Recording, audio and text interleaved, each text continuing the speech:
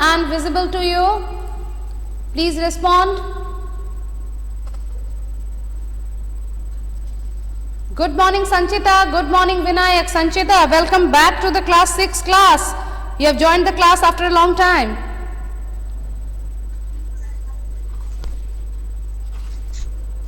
Please tell me first whether I am audible and visible to you.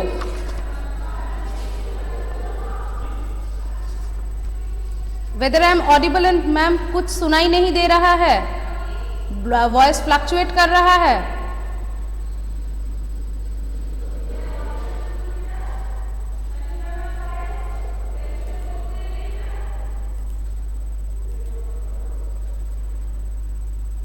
देखिए तो क्या आप सुन पा रहे हैं आप लोग? क्या अब आपको मेरी आवाज सुनाई दे रही है?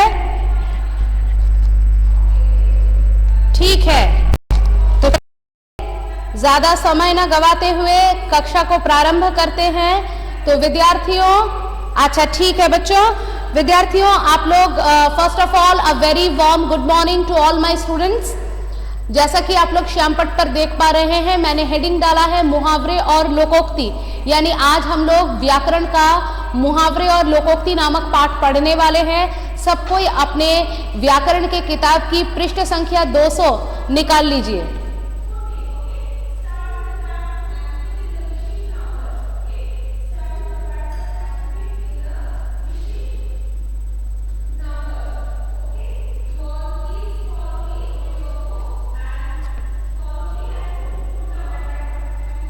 बेटा दिखाई तो मैं दे रही हूं क्योंकि वहां पे कोई प्रॉब्लम नहीं है. शायद आपका कोई नेट प्रॉब्लम है, वो आप थोड़ा देख लीजिए.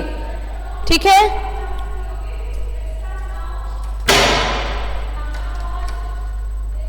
क्योंकि बाकी स्टूडेंट्स को मैं विजिबल हूं, इसका मतलब अगर मैं आपको ही दिखाई नहीं दे रही हूं, इसका मतलब बेटा आपका कोई टेक्निकल इशू हुआ होगा.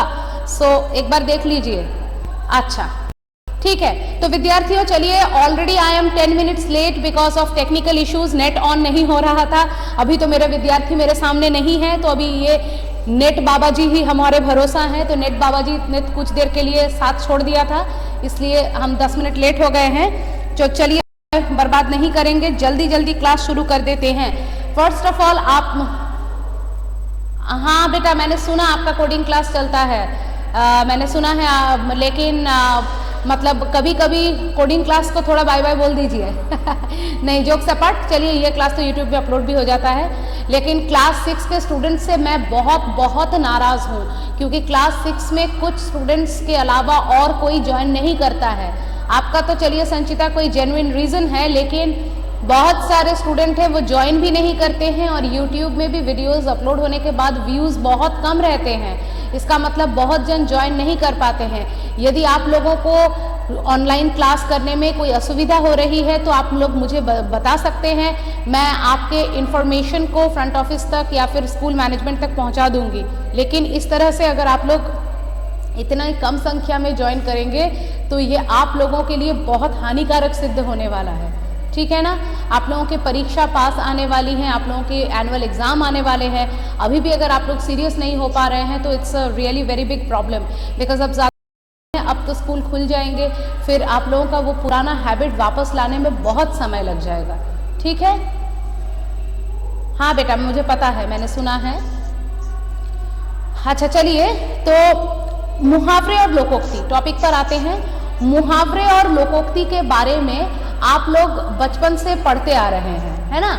बचपन से आप लोग मुहावरे और लोकोक्ति के बारे में पढ़ते आ रहे हैं. Good morning Anjali, after a long time. तो बहुत दिनों से ही आप लोग जो है मुहावरे लोकोक्ति के बारे में जानते हैं. मुहावरे लोकोक्ति को आप लोगों ने पढ़ा भी है. तो अब ये मुहावरे लोकोक्ति नए तरीके से बोलने की कुछ चीज़ नहीं है, लेकिन फिर भी कुछ चीज़ें हैं जिनको आपके लिए जानना ज़रूरी है. वो ये है कि मुहावरा एक वाक्यांश होता है जो सामान्य अर्थ होता है. पेज नंबर बताया तो था बेटा 200. It's okay, live CIDG late होने के लिए. चलिए, तो क्या है कि मतलब जब हम लोग किसी भी मतलब आपका वाक्य को कहते हैं तो उस वाक्य को कहते वक्त उसको हमारा ये ध्यान रहता है कि उसको हम कितना प्रभावशाली, कितने इम्पैक्टफुल तरीके से कहें। तो इसीलिए जैसे ही हम चाहते हैं कि उसको इम्पैक्टफुल बनाएं, कभी कभी हम लोग क्या कर देते हैं, इंग्लिश वर्ड यूज़ कर देते हैं। ठीक है, आप लोगों के सिलेबस में नहीं है, लेकिन मैं फिर भी आप लोगों को बता देती हूँ, इसको कोड मिक्सिंग कहते हैं। ये जो लैंग्वेज है इसको कोड कहते हैं। ठीक है, इसको ग्रामेटिकल भाषा में कोड कहते हैं। तो जब हम दो कोड को यानी दो लैंग्वेज को मिक्स करके कहते हैं तो उसको कोड मिक्सिंग कहा जाता है। ठीक है ना। तो इसी तरह से हमारा जो मतलब ये होता है, मुहावरा होता है, वो हमारे वाक्य में और ज़्यादा दम डाल देता है। हम उस वाक्य को जो है और ज़्यादा दमखम के साथ बोल पाते हैं। ठीक है, तो इसलिए क्या है कि मुहावरों का प्रयोग किया जाता है। आप जब किसी बात को कहेंगे और उसमें ऐसा कुछ डाल देंगे जिससे कि वो मतलब वाक्य लोगों के ध्यान में हमेशा के लिए रह जाए, तो फिर आप मुहावरे का प्रयोग करते हैं। जैसे आप बोल सकते हैं कि अरे वो पुलिस तो आई थी उनके घर में, किसी के घर में, आपके पड़ोसी के घर में कहीं पे चोर को आपने देखा तो फिर पुलिस को फ़ोन किया, पुलिस आई थी वहाँ पे। आप अपने दोस्तों को अगले दिन सुबह स्कूल में आके कहानी सुनाते, जानते हो मेरे पड़ोसी के घर में चोर आए थे, मैंने पुलिस को बुलाया, लेकिन पुलिस के आने से पहले ही चोर भाग गया। तो उतना इम्पैक्टफुल नहीं हुआ। इसी बात को आप ऐसे कहोगे कि मेरे पड़ोसी के घर में जानते हो चोर आया था और मैंने जैसे ही पुलिस को बुलाया चोर तो 9-2-11 हो गया। तो सब सोचेंगे अरे ये 9-2-11 क्या है, ये कौन सा लैंग्वेज है। तो ये सुनकर क्या होगा, ये सुनकर उनके दिमाग में रहेगा कि हाँ ये कोई स्पेशल टर्म यूज़ कर रहे हैं। तो क्या होगा कि तब आपका सेंटेंस उनको याद रह जाएगा। हो सकता है वो घर में जाके अपने मम्मी पापा को भी इसी भाषा में बात करें। अब 9-2-11 का अगर आप 9-2-11, ठीक है, 9 और 2 को जोड़ करने से 11 होता है, 9 + 2 11 होता है। 11 को कभी कभी हमारे 2 पाँव के साथ कंपेयर किया जाता है। ठीक है, तो हाँ संचिता भाग गया, उसका मतलब होता है भाग गया। तो 11 को कभी कभी हमारे 2 पाँव के साथ रिलेट किया जाता है। हम लोग जब छोटे थे ना, तो हम लोगों को कोई पूछता था कौन से बस से घर वापस जाओगे, हम लोग बोलते थे 11 नंबर बस से घर वापस जाएंगे। तो 11 नंबर बस यानी हमारे 2 पाँव, अगर आप लोग खड़े हो जाएं तो आप देखेंगे आपके 2 पाँव 11 की तरह पैरेलल लाइंस है 2। ठीक है, तो इट्स लाइक कि 11 यानी पाँव से भाग जाना, तो 9-2-11 होना यानी भाग जाना। तो ये जो मुहावरे होते हैं, फर्स्ट ऑफ ऑल ये हमारे सेंटेंस को एनहांस करते हैं और कम शब्दों में हम लोग जो है सेंटेंस में अलग ही जान डाल देते हैं। लेकिन आप लोगों को एक चीज़ ध्यान में रखना होगा कि मुहावरे का जो वाच्यार्थ होता है, वाच्यार्थ मतलब जो हम लोग बोल रहे हैं उसके अलावा उसका एक लक्ष्यार्थ होता है। मैंने 2 टर्म का प्रयोग किया है, मैं लिख देती हूँ यहाँ बोर्ड पर, आप लोग देख लीजिए।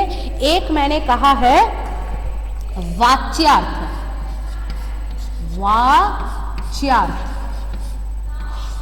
और दूसरा मैंने कहा है लक्ष्यार्थ।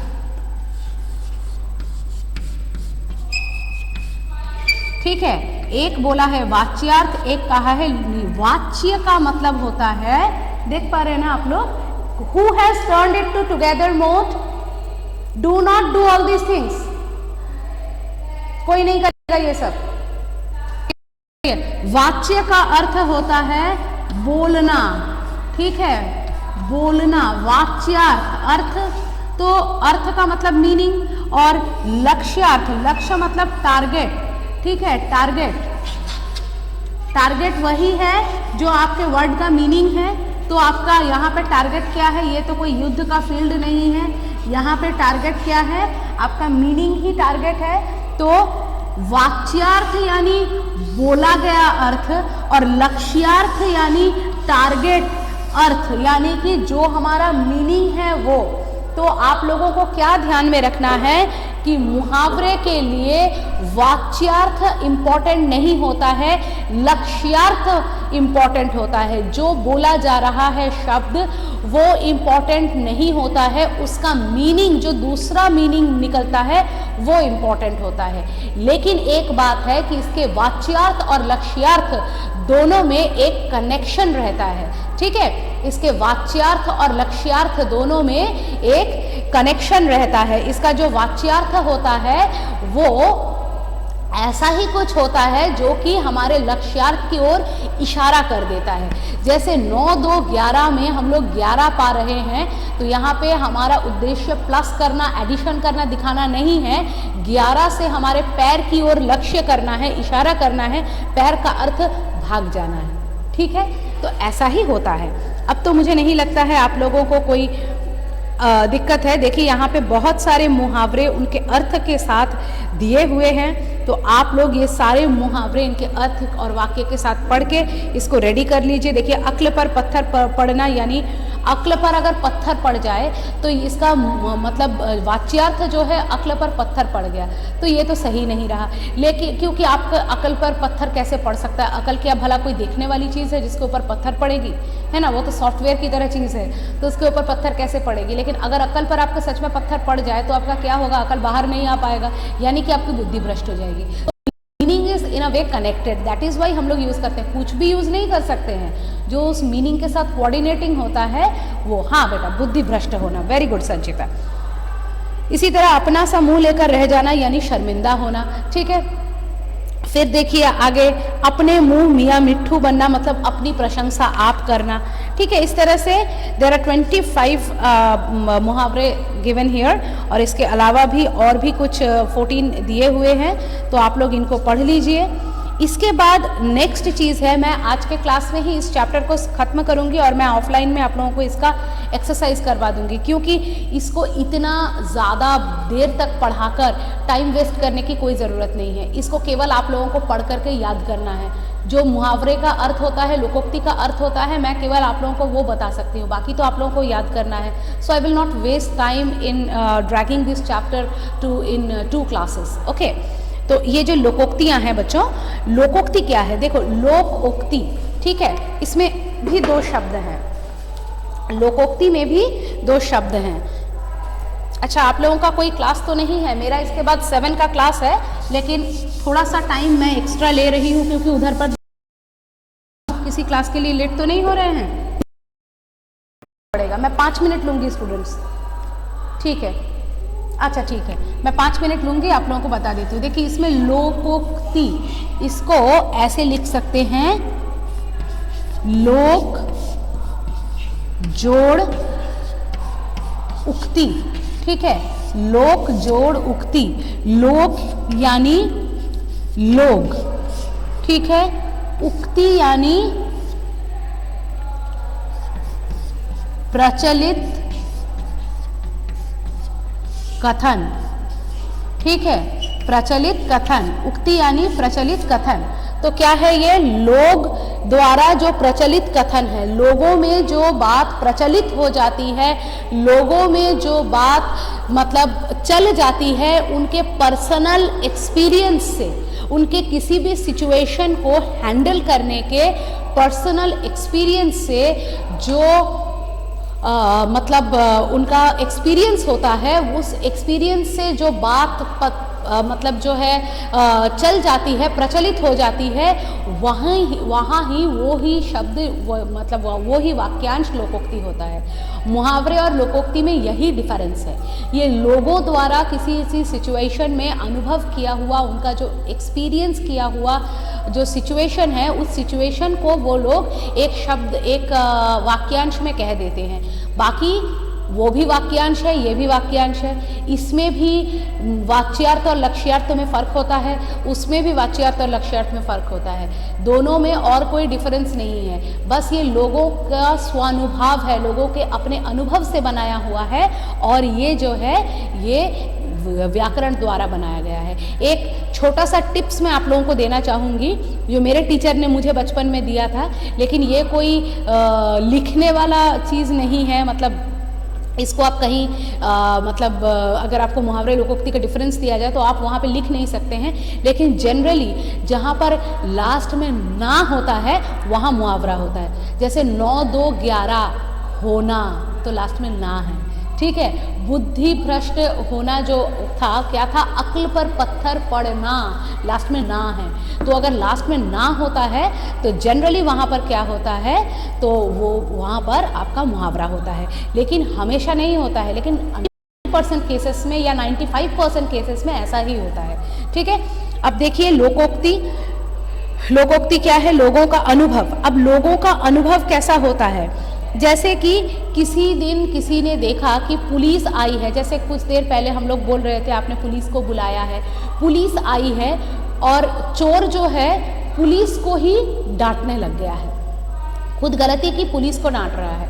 मतलब जिसने काम दोष किया वो खुद ही जो है, मतलब जिसने दोष नहीं किया है उसको डांट रहा है, ठीक है। फिर ऐसा जिसको कहते हैं कि उल्टा चोर कोतवाल को डांटे, मतलब किसी ने ये घटना घटते हुए देखी थी, उसने अपने अनुभूति से इन शब्दों को लिख करके एक वाक्यांश तैयार किया। इसके बाद से जब भी ऐसी घटना घटती है कि चोर पुलिस को डांटे या फिर कोई इंसान ऐसा है जिसने खुद गलती की है और जिसने गलती नहीं की है वो उसको डांटे, तो वहाँ पर लोग कहते हैं अरे भाई ये तो वही बात हुई ना कि उल्टा चोर कोतवाल को डांटे, है ना। इसी तरह से एक अनार 100 बीमार, एक अनार यानी एक फल, और ये अनार का फल जो है बीमार व्यक्तियों को खिलाया जाता है, और अगर 100 लोग बीमार हो जाएं तो भला किस किस को इस फल को देंगे। तो इसका मतलब ये ऐसा सिचुएशन भी कभी हुआ होगा, एक अनार था और बहुत जन बीमार हो गए थे, तो लोग किसको देंगे ये समझ नहीं पा रहे थे। तो तब से ये बात चलने लगी कि एक अनार 100 बीमार, यानी एक ज़रूरत की चीज़ और उसको मतलब जो है, हाँ तनास, ठीक कह रहे हो। तो मतलब गलती खुद की और नहीं सॉरी नॉट गलती, ये मैं तनास की बातों में आ गई। तो मतलब एक व्यक्ति ज़रूरतमंद है और उससे जो है सब कोई लाभ लेना चाहता है। मतलब क्या कि एक ही वस्तु लेकिन अनेक चाहने वाले। अब देखो कैसे, सपोज कि कोई शिक्षक है जो बहुत अच्छा पढ़ाता है। देखिए आगे बुक में भी एक सेंटेंस है, हिंदी अध्यापिका के लिए विद्यालय में पद 1 है और उसके लिए आवेदक 10, मतलब एक पोस्ट है हिंदी टीचर का आपके स्कूल में और उसके लिए 10 एप्लीकेंट्स आए हैं। तो ये तो वही बात हुई ना, एक अनार 100 बीमार। समझ गए आप लोग? तो मुझे नहीं लगता है कि अब आप लोगों को इसको समझाना पड़ेगा।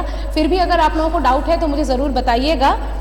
मैं इनका एक्सरसाइज आप लोगों को ऑफलाइन वीडियो में प्रोवाइड कर दूंगी। तो विद्यार्थियों जल्दी जल्दी अपना अटेंडेंस मुझे दे दीजिए, because we are already running late. Class 7 के बच्चे मेरी राह देख रहे होंगे, ठीक है ना।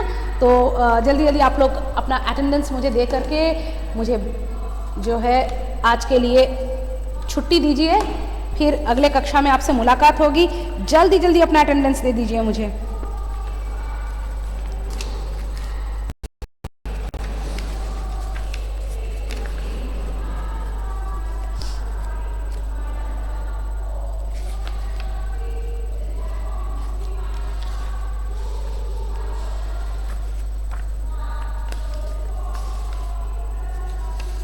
Okay, let me write down.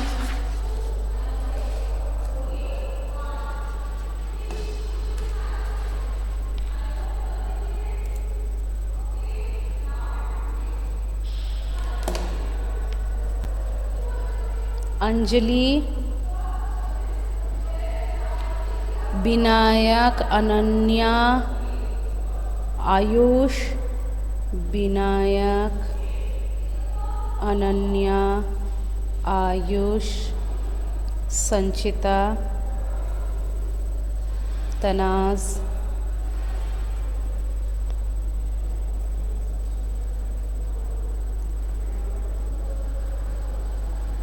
Joita. अच्छा, मैं एक बार नाम ले लेती हूँ, देखिए कोई मिस तो नहीं हुआ है। Anjali, Vinayak, Ananya, Ayush, Sanchita, Tanaz, Joita. Anybody left? Okay, ठीक है स्टूडेंट्स, तो फिर मिलेंगे आपसे अगले कक्षा में। तब तक के लिए बाय बाय, टेक केयर।